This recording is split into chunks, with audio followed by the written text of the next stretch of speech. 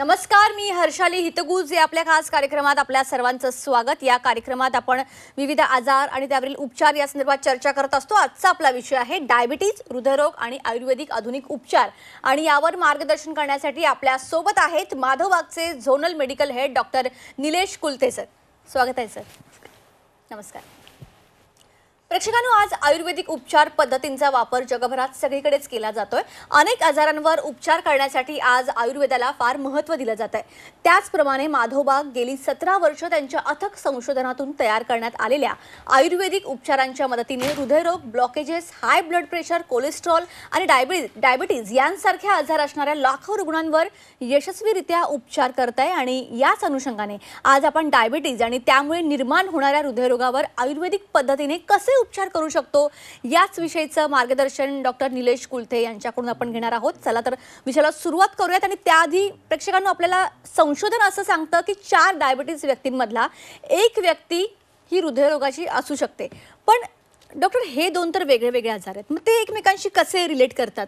Yes, diabetes आपल्या सगळ्यांना माहिती आहे की रक्तातली साखर ज्यावेळेस वाढते किंवा एका लिमिटपेक्षा जास्त वाढते त्याला आपण डायबिटीज झाला असं म्हणतो. आणि प्रश्न असतो की डायबिटीज आणि हार्ट डिसीजचा कसा संबंध आहे. एक गोष्ट महत्त्वाची समजून घेणं गरजेचं आहे की डायबिटीज हा आजार सायलेंट किलर म्हणवला जातो, कारण तो शरीरातल्या प्रत्येक अवयवावरती दुष्परिणाम करत असतो.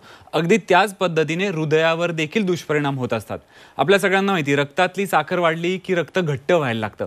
असं हे घट्ट किंवा घन रक्त वाहण्यासाठी सुद्धा हृदयाला ताकद लावायला लागते. त्याच्यामुळे हृदयाचे विकार वेगवेगळे होताना दिसतात. त्याचबरोबर हे घट्ट रक्त वाहत असताना, रक्तवाहिन्यातनं वाहत असताना रक्तवाहिन्यांना देखील आतमधनं इजा निर्माण होत असते. त्याचबरोबर रक्तवाहिन्यांच्या आतमधला प्रोटेक्टिव्ह लेअर असतो एंडोथेलियम नावाचा, याला देखील डॅमेज होतं. त्यामुळे अशा कारणांमुळे आपल्याला डायबिटीजच्या पेशंटमध्ये विशेष हृदयरोग होताना दिसत असतात. आणि हे संशोधनावरती देखील बघण्यात आलं की ज्या रुग्णांना डायबिटीज झालेला असतो त्यांना हृदयविकार होण्याचे चान्सेस जास्त असतात. एवढंच नाही तर संशोधनात हे देखील सांगितलेलं आहे की जवळजवळ 14% डायबिटीजच्या रुग्णांना रक्तातली साखर वाढायला लागले की हृदयाचे वेगवेगळे विकार होताना दिसत असतात.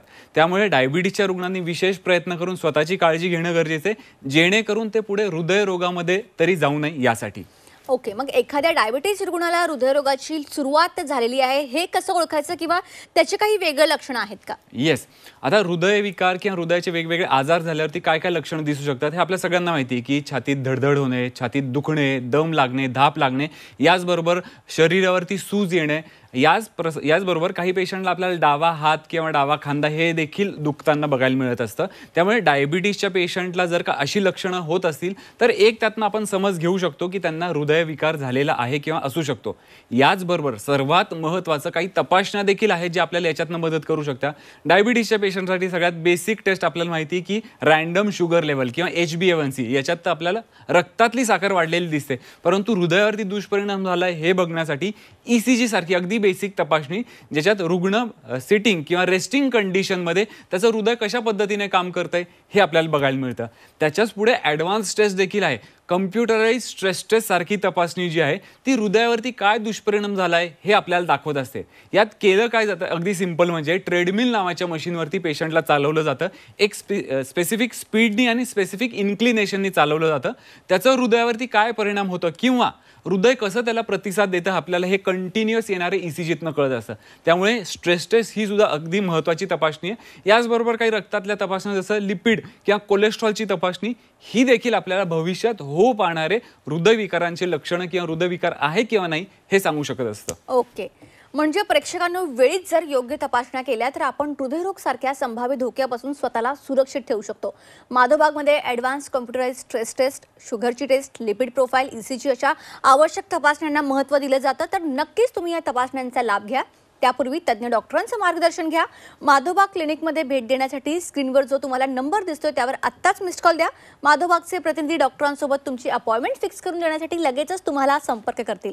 आता आपण अशा एका व्यक्तीची प्रतिक्रिया पाहूया ज्यांना डायबिटीज होता, नंतर हार्टचा त्रास सुरू झाला आणि त्यावर माधवबागच्या ट्रीटमेंटने त्यांनी कशी मात केली. माझं नाव भूषण सुरेश पाटील आहे, वय 41 वर्ष. मला डायबिटीस डिटेक्ट झाला होता, ज्यानंतर मला हार्ट स्ट्रोक आला होता आणि माझी एन्जिओप्लास्टी पण झाली आहे.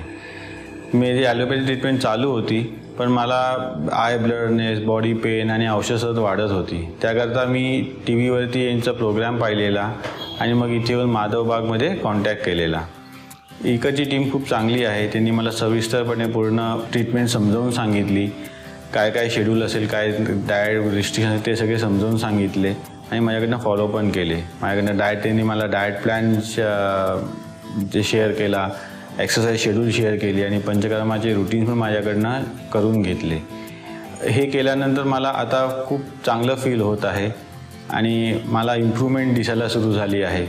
माझं HbA1c जे पहिले 8.1 होतं ते आता 6.3 झालं आहे. जे मागच्या वेळेस मी चेक केलं तेव्हा 6.3 होतं.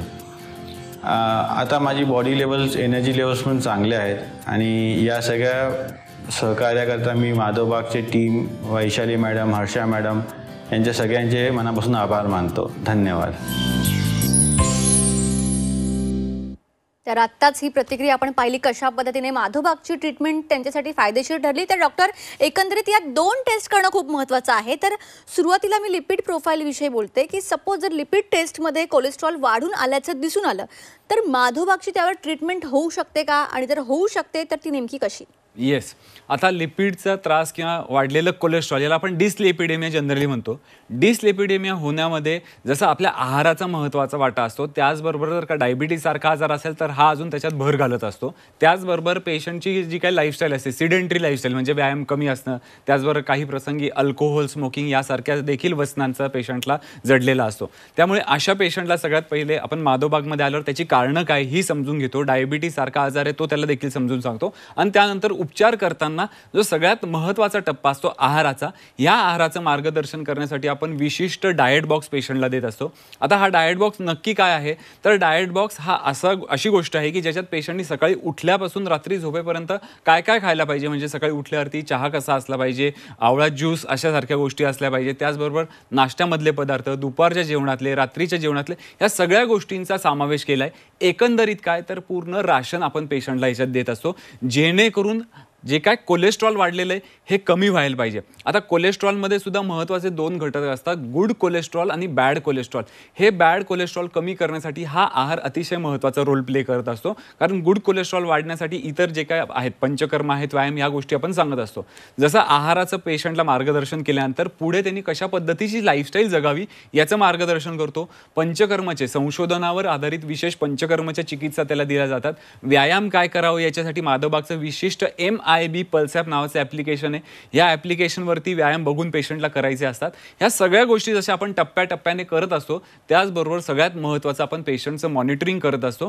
कारण तो जे काही लाईफस्टाईलचे चेंजेस फॉलो करतोय त्याचं रिफ्लेक्शन काय होतं, कारण कोलेस्ट्रॉलचा हा जो त्रास आहे तो जो त्रास घेऊन आला तो देखील कमी करणं गरजेचं आहे. त्याच्यासाठी हे सगळे लाईफस्टाईलचे चेंजेस पेशंटला मदत करत असतात आणि हे आपण वेळोवेळी वेगवेगळ्या तपासण्यांमधून आपण ते करून दाखवत असतो पेशंटला. ओके. म्हणजे प्रेक्षकांना, माधवबागची ही आयुर्वेदिक पंचकर्म चिकित्सा ही संशोधनावर आधारित आहे. 150हून अधिक राष्ट्रीय, आंतरराष्ट्रीय वैद्यकीय रिसर्च पेपर्समध्ये मान्यता मिळालेली आहे. ही चिकित्सा माधवबागच्या 350हून अधिक क्लिनिक्स आणि 3 निवासी हॉस्पिटलमध्ये उपलब्ध आहे. माधवबागचे क्लिनिक्स महाराष्ट्रातच नाही तर गोवा, गुजरात, पंजाब, दिल्ली, UP, MP, कर्नाटका, हरियाणा, जम्मू काश्मीर आणि नागपूर, खोपोली आणि विशाखापट्टणम इथे 3 निवासी हॉस्पिटल आहे. तर नक्की तुमच्या घराजवळील क्लिनिकला भेट द्या. त्यासाठी तुम्हाला स्क्रीनवर जो नंबर दिसतोय त्यावर फक्त एक मिस्ड कॉल द्यायचा आहे. तर डॉक्टर, मगाशी तुम्ही स्ट्रेस टेस्ट विषयी बोलला, तर ती टेस्ट केल्यानंतर ज्यांना हृदयरोगाची काही लागण असेल तर ते पॉझिटिव्ह येणारच. तर त्यामध्ये नेमका तुम्हाला काय फरक दिसून येतो आणि इथे माधवबागची ट्रीटमेंट घेतली तर काय आराम मिळू शकतो, काय फरक पडू शकतो? येस, मगाशी जसं आपण बघितलं की रक्तातली साखर वाढली की रक्त घट्ट व्हायला लागतं. हे घट्ट झालेलं रक्त हृदयाच्या मांसपेशींपर्यंत पोहोचण्यासाठी सुद्धा अडथळा येत असतो. मग ज्यावेळेस पेशंटची स्ट्रेस टेस्ट केली जाते, जी कम्प्युटराइज स्ट्रेस टेस्ट असते, ज्याच्यात आपण पेशंटला ट्रेडमिलवरती चालायला सांगतो आणि त्यानंतर त्याचा कंटिन्युअस ECG किंवा हृदयाचा आलेख येत असतो. या ECG मध्ये आपल्याला चेंजेस होताना दिसतात. हे चेंजेस हेच दाखवतात की हृदयाच्या मांसपेशींना जसं त्याच्या हृदयावरती बर्डन वाढतंय तसं रक्तपुरवठा कमी पोहोचतोय. हे आपल्याला ECG किंवा स्ट्रेस टेस्टच्या ECG मधनं दिसत असतं. जसं पेशंट हे रिपोर्ट घेऊन येतो ज्याच्यात त्यांना आपण स्ट्रेस टेस्ट पॉझिटिव्ह झाले असं म्हणतो, की ECG मधले जे चेंजेस दिसतात, जे बदल दिसतात त्याला आपण स्ट्रेस टेस्ट पॉझिटिव्ह म्हणतो. असे रिपोर्ट ज्यावेळेस पेशंट घेऊन येतात त्यावेळेस त्यांची संपूर्ण लाईफस्टाईल आपण चेंज करत असतो, ज्याच्यात आहाराचं मार्गदर्शन तर सगळ्यात महत्त्वाचं आहे. त्याचबरोबर पंचकर्मसारखे विशेष उपचार देखील करून देत असतो. आता ह्या उपचारांचं महत्त्व काय, की रक्तवाहिन्यांना आतमधून जी काही इजा झालेली आहे ती भरून काढणं महत्त्वाचं आहे. त्याचबरोबर रक्तवाहिन्यांची जी लवचिकता आहे ती कमी झालेली, ही लवचिकता वाढवण्यासाठी हे पंचकर्म मदत करत असतात. कारण एकीकडनं आपण आहाराचे जे काय बदल केलेले, डाएट बॉक्स सारख्या गोष्टी दिल्या, त्याचबरोबर पंचकर्माच्या गोष्टी देखील महत्त्वाच्या असतात. कारण की हृदयाच्या मांसपेशींपर्यंत रक्त पुरवठा पोहोचवणे नीट, ह्याच्यासाठी आपल्याला हे सगळं महत्त्वाचं असतं. त्याचबरोबर पेशंटनी व्यायाम कशा पद्धतीने करायला पाहिजे, कारण व्यायाम हे सगळ्यांना माहिती असतात करायचे गरजेचे, परंतु हे कोणत्या पद्धतीचे व्यायाम कधी करावे आणि किती वेळ करावे याच्या मार्गदर्शनासाठी आपण MIB पल्स ॲपवरती पेशंटला गायडन्स देत असतो. आणि या सर्वाबरोबर आपण दर ट्रीटमेंटच्या अगोदर पेशंटच्या हृदयाची ताकद कशी वाढते, तो पूर्वी जो त्याला त्रास होत होता तो त्रास किती % कमी झाला हे देखील चेक करून त्याचे पंचकर्म आदी उपचार आपण करून देत असतो, जेणेकरून जो काय स्ट्रेसचा रिपोर्ट जो पॉझिटिव्ह आलाय तो निगेटिव्ह येण्यासाठी मदत होत असते. आणि आत्तापर्यंतच्या आपल्या उपचारांमध्ये हे दिसलंय की पेशंट येताना जो काय स्ट्रेसचा रिपोर्ट पॉझिटिव्ह घेऊन येतात, ट्रीटमेंट पूर्ण झाल्यानंतर तो स्ट्रेसचा रिपोर्ट निगेटिव्ह होतो. पेशंटचे जे काही लक्षण आहेत, छातीत दुखणं असेल, दम लागणे असेल, धाप लागणे असेल, हे सगळं लक्षणं देखील कमी होताना दिसतात आपल्याला. ओके, म्हणजे प्रेक्षकांनो, एकंदरीत त्या डॉक्टरांनी ज्या पद्धतीने तुम्हाला सांगितलं की डायबिटीजमुळे शरीराचं आतून जे काही नुकसान होतं ते पुन्हा पूर्ववत करण्यासाठी माधोबागच्या थेरपीचा फायदा होतो, आणि हे ऐकून नक्कीच तुम्हाला दिलासा मिळाला असेल. जर तुम्हाला माधोबागच्या या पंचकर्म चिकित्सेचा फायदा करून घ्यायचा असेल तर आत्ता लगेचच स्क्रीनवर जो तुम्हाला नंबर दिसतोय तो नोट करून घ्या आणि फक्त एक मिस्ड कॉल द्या. माधोबागचे प्रतिनिधी डॉक्टरांसोबत तुमची अपॉइंटमेंट फिक्स करून देण्यासाठी लगेचच तुम्हाला संपर्क करतील. तर डॉक्टर, हृदयरोगाची सुरुवात झाल्यानंतर छातीत दुखणं असेल किंवा दम लागला तर लगेच टेस्ट करून घेतली जाते, मग त्यानंतर होते ती एन्जिओग्राफी, मग त्यामध्ये काही ब्लॉकेजेस वगैरे असल्याचं दिसून आलं तर माधोबागच्या ट्रीटमेंटने हे ब्लॉकेजेस काढले जाऊ शकतात का? येस, खूप महत्त्वाचा प्रश्न आहे. कारण जसं आपण बघतो की छातीत दुखायला लागलं की काही पहिल्यांदा स्ट्रेस टेस्ट, ECG या तपासण्या असतात. ह्या बेसिक तपासण्यांमध्ये काही पॉझिटिव्ह आलं, पुढे जाऊन डॉक्टर एन्जिओग्राफी सारखी तपासणी सांगतात आणि त्यात काही वेळेस आपल्याला ब्लॉकेजेस आल्याचं मिळतं. आता एक गोष्ट सगळ्यांनी समजून घेणं गरजेचं आहे, ब्लॉकेजेस हे कधी एक दिवसात होणारी गोष्ट नाही, ही कालांतराने झालेली गोष्ट असते, ज्याच्यात आपल्या लाईफस्टाईल, चुकीची लाईफस्टाईल ही खूप महत्त्वाचा रोल प्ले करत असतं. मग त्यात आहार देखील असेल आणि व्यायाम न करणं देखील असेल. मग या सगळ्या गोष्टींना ज्यावेळेस आपण पेशंटला समजून सांगतो, त्यांची माधवबागचे विशेष संशोधनावर आधारित पंचसूत्री ट्रीटमेंट आपण त्यांना सांगत असतो. ह्या ट्रीटमेंट नंतर पेशंटला देखील कळतं की त्याचा आहार कसा असायला पाहिजे, व्यायाम काय करायला पाहिजे, पंचकर्म तर त्याला मदत करत असतात आणि वेळोवेळी त्याचं आपण मॉनिटरिंग करत असतो. ह्या सगळ्या गोष्टी व्यवस्थित झाल्यानंतर पेशंटचे ब्लॉकेजेस आपल्याला निघून जाताना दिसतात. हे आपण पेशंटला देखील दाखवतो. रिपोर्ट्समधनं विशेष अशा CT करोनरी अँजिओ नावाच्या रिपोर्टमधनं आपण दाखवत असतो की ट्रीटमेंटच्या अगोदर पेशंटनी जी काय अँजिओग्राफी किंवा CT अँजिओग्राफी केलेली असते त्याच्यात जे काय ब्लॉकेजेसचं प्रमाण असतं आणि ट्रीटमेंट झाल्यानंतर परत तोच रिपोर्ट करून दाखवला जातो आणि त्यात ब्लॉकेजेस हे कमी झालेले दिसतात. काही पेशंटचं 20, 30, 40, 50, 60% देखील ब्लॉकेजेस कमी झालेले आपल्याला आत्तापर्यंत बघायला मिळालेले आहेत. आणि याचबरोबर पेशंटला जे काही लक्षणं ह्या त्रासामुळे झालेले असतात किंवा ह्या ब्लॉकेजेसमुळे झालेले असतात ते लक्षणं देखील त्याला पहिल्या ट्रीटमेंट नंतर कमी होताना दिसतात. त्यामुळे हे जे पंचसूत्रीवर आधारित विशेष पंचकर्म चिकित्सा आहेत, त्याबरोबर आहाराचं मार्गदर्शन आहे, व्यायाम आहे, MIB पल्स ॲपमध्ये जे काय पेशंट वेळोवेळी स्वतःला फॉलो करत असतो आणि त्याचबरोबर तो ज्या काही गोष्टी फॉलो करतो, जसं तो जो आहार फॉलो करतो त्याचे फोटोज देखील आपल्याला अपडेट करत असतो. तर या सगळ्यांमध्ये आपल्याला पेशंटची इम्प्रूव्हमेंट होताना दिसत असते. ओके, तर प्रेक्षकांनो, तुम्हालाही जर का ब्लॉकेजेस आढळून आले असतील, हृदयासंबंधित काही समस्या जाणवत असतील तर माधोबागच्या तज्ज्ञ डॉक्टरांचा सल्ला नक्की घ्या. माधोबागच्या मिशन हृदयरोग मुक्त भारत अभियानांतर्गत तुमच्या उपचारांची दिशा ठरवा आणि आयुर्वेदिक पद्धतीने स्वतःला व्याधीमुक्त करून घ्या. डॉक्टरांच्या मार्गदर्शनासाठी फक्त स्क्रीनवर जो नंबर दिसतोय त्यावर तुम्हाला आत्ताच मिस्ड कॉल द्यायचा आहे. डॉक्टरांसोबत अपॉइंटमेंट फिक्स करण्यासाठी माधोबागचे प्रतिनिधी लगेचच तुम्हाला संपर्क करतील. तर डॉक्टर, आरोग्य सर्वेक्षणातून असं दिसून आलेलं आहे की एन्जिओप्लास्टी बायपास नंतर साधारण 3 ते 4 वर्षाच्या आत हार्ट अटॅकने त्या रुग्णाचे प्राण गमावण्याचे चान्सेस हे 14% आहे. तर मग इथे ऑपरेशन न करता जर माधोबागची आयुर्वेदिक ट्रीटमेंटची मदत घेतली तर क्वालिटी आणि क्वांटिटी ऑफ लाईफ वाढू शकते का? येस, आता मगापासून आपण ज्या गोष्टींचा उल्लेख करतोय की हार्ट डिसीज होतात, डायबिटीजच्या पेशंटला होतात, काही प्रसंगी पेशंट अँजिओप्लास्टी आणि बायपास या सर्जरीज ऑप्ट करतात. मग यानंतर सगळ्यात महत्त्वाचं असतं की पेशंटची लाईफस्टाईल देखील सुधारणं खूप गरजेचं आहे. कारण या ज्या सर्जरीज आहे याच्यामुळे तो जो त्यांना त्रास झालेला असतो याच्यातनं निपटारा तर होत असतो, परंतु पुढे लाईफस्टाईल चेंज करणं हे सगळ्यात महत्त्वाचं असतं. त्यामुळे काही पेशंटला ज्यांना माधोबागच्या उपचारांबद्दल माहिती नसते ते अँजिओप्लास्टी नंतर देखील येतात, बायपास नंतर देखील येतात. त्यामुळे त्यांची पुढची लाईफ ही हेल्दी राहिली पाहिजे. क्वालिटी ऑफ लाईफ तर इम्प्रूव्ह करणं गरजेचं आहे, त्याच्याबरोबर क्वांटिटी ऑफ लाईफ पण त्यांची चांगली राहिली पाहिजे. तर यासाठी ही जी काय पंचसूत्री ही त्यांना मदत करत असते. कारण एक गोष्ट सगळ्यात महत्त्वाची आपल्या सगळ्यांना समजून घेणं गरजेचं आहे की रक्तवाहिनींचं आतमधलं आरोग्य हे सगळ्यात महत्त्वाचं आहे. आणि हे आरोग्य सुदृढ ठेवण्यासाठी आहार व्यवस्थित असणं, व्यवस्थित वेळेवरती असणं, व्यवस्थित प्रमाणात असणं, ह्या सगळ्या गोष्टींची काळजी घेणं गरजेचं आहे, ज्याच्यासाठी माधवबाग डाएट बॉक्स देत असतं. दुसरं, पेशंटला जे काय पंचकर्म मिळत असतात त्यामुळे रक्तवाहिन्यांची लवचिकता आणि आतमधले जे काय प्रोटेक्टिव्ह लेअर आहे त्यांचं हेल्थ मेंटेन करण्याचं काम करत असतो. व्यायामासारख्या गोष्टी आपण मॉनिटर आणि गाईड करत असतो, जेणेकरून हार्टची ताकद पण चांगली राहणं गरजेची आणि पुढे भविष्यात परत हृदयविकार होऊ नये याची सुद्धा आपण काळजी त्यातनं घेत असतो. आणि सर्वात महत्त्वाचं, वेळोवेळी मॉनिटरिंग करणं. याच्यासाठी एक्सपर्ट मेडिकल टीम म्हणजे क्लिनिकच्या डॉक्टरपासून तर ते सिनियर मेडिकल टीमपर्यंत ह्या सगळ्या गोष्टी वेळोवेळी मॉनिटर होत असतात आणि पेशंटला त्यांना होत असणाऱ्या त्रासांपासून मुक्त करण्यासाठीचे प्रयत्न आपण करत असतो. ओके.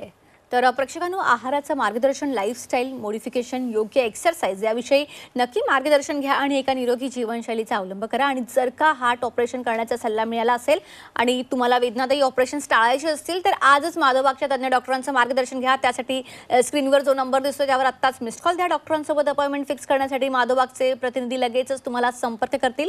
आता आपण अशा एका व्यक्तीचं प्रतिक्रिया ऐकूया ज्यांना हार्टचा प्रॉब्लेम होता, 4 ब्लॉकेजेस होते आणि त्यांना बायपासचा सल्ला मिळाला होता. त्यांनी ऑपरेशन न करता माधवबागच्या ट्रीटमेंटनी कशा पद्धतीने यावर मात केली आहे पाहूयात.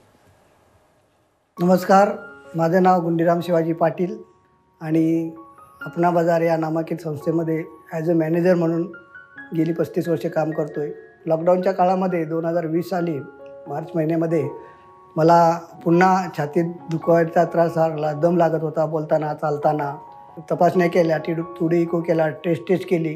जवळजवळ 4 ब्लॉकेज, हे सगळे 75%, 80%, 82% आणि 90% असे 4 ब्लॉकेजचे मला निदान करण्यात आलं. आणि केममधून तज्ज्ञांनी सांगितलं की तुम्हाला बायपासशिवाय पर्याय नाही.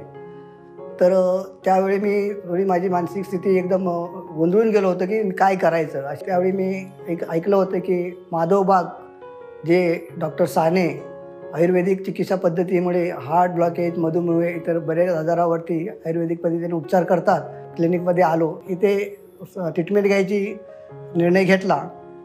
त्याच्यानंतर मला ट्रीटमेंट घेताना सुरुवातीला माझी सिटी एंजिओग्राफी 1 महिन्यात करून घेतली.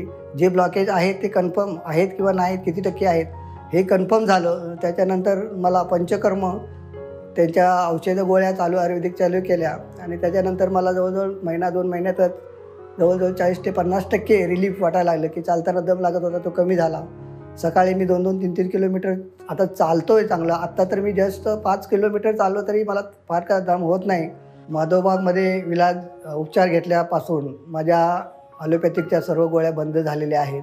मी आता माझं डेलीचं रुटीन काम कुठच्याही अडथळ्याविना करू शकतो. मी चालतो आहे, कामावर जातो आहे, इतर सगळ्या कार्यक्रमामध्ये भाग घेतो किंवा इतर सगळे दैनंदिन कामकाज माझं व्यवस्थित चालू आहे. तर आत्ताच आणखी एक प्रतिक्रिया आपण पाहिली. प्रेक्षकांनो, आत्ताच डॉक्टर निलेश कुलते यांनी आपल्याला समजावून सांगितलं की डायबिटीज रुग्णांना हृदयरोगाची सुरुवात झाल्यानंतर त्यांच्यावर माधवबागची चिकित्सा कशी काम करते. पण असे पण काही रुग्ण आहेत ज्यांना नुकताच डायबिटीज झाला आहे किंवा ज्यांना अजून हृदयरोगाची सुरुवात नाही झाली, तर अशा रुग्णांवर ही चिकित्सा कशी उपयोगी ठरते हे आपण डॉक्टरांकडून जाणून घेऊयात. येस, खूप महत्त्वाचं आहे. कारण आत्ता ज्या पद्धतीने डायबिटीसच्या रुग्णांची संख्या वाढते त्याच्यामुळे ज्यांना नुकताच डायबिटीस झाला ह्या सगळ्या पेशंटनी सगळ्यात पहिले समजून घेणं गरजेचं आहे की येस, आपण डायबिटीसचे पेशंट आहोत.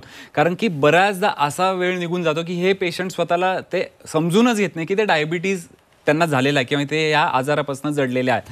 सो ह्या अशा पेशंटने ज्यांना जस्ट नुकताच डायबिटीज झालं आहे अशा पेशंटसाठी खूप फायदेशीर किंवा खूप आनंदाची बातमी की जसे हे पेशंट माधवबागमध्ये येतात यांना आपण संपूर्ण माधवबागची जी पंचसूत्री ट्रीटमेंट आहे ज्याच्यात आहारासाठी विशेष असा प्रमेह नावाचा डाएट बॉक्स देतो, ज्यात सकाळी उठल्यापासून रात्री झोपेपर्यंतच्या सगळ्या गोष्टी पुरवलेल्या असतात. हा डाएट बॉक्स देण्यामागचं कारणच हे असतं की त्यांच्या रक्तातली जी काय साखर वाढताना दिसते किंवा वाढलेली ही रक्तातली साखर कंट्रोलला यायला पाहिजे. त्याचबरोबर शरीरावर जे काय दुष्परिणाम होताना दिसत आहे वाढलेल्या रक्तातील साखरेमुळे ते दुष्परिणाम देखील कमी होताना दिसत असतात.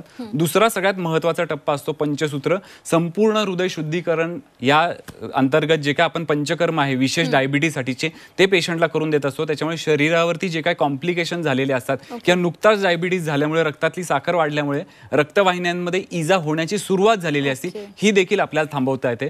तिसरा महत्त्वाचा टप्पा व्यायामांचं मार्गदर्शन. कारण डायबिटीज होण्यामागे कुठेतरी महत्त्वाचं कारण व्यायाम न करणं असतं. त्याच्यामुळे या व्यायामांचं मार्गदर्शन अगदी बेसिक पासून तर ॲडव्हान्स पर्यंत स्टेप बाय स्टेप अशा गोष्टींचा व्यायाम दिलेला जातो, जेणेकरून तो फॉलो करून पेशंट रक्तातली साखर कंट्रोलला आणतो.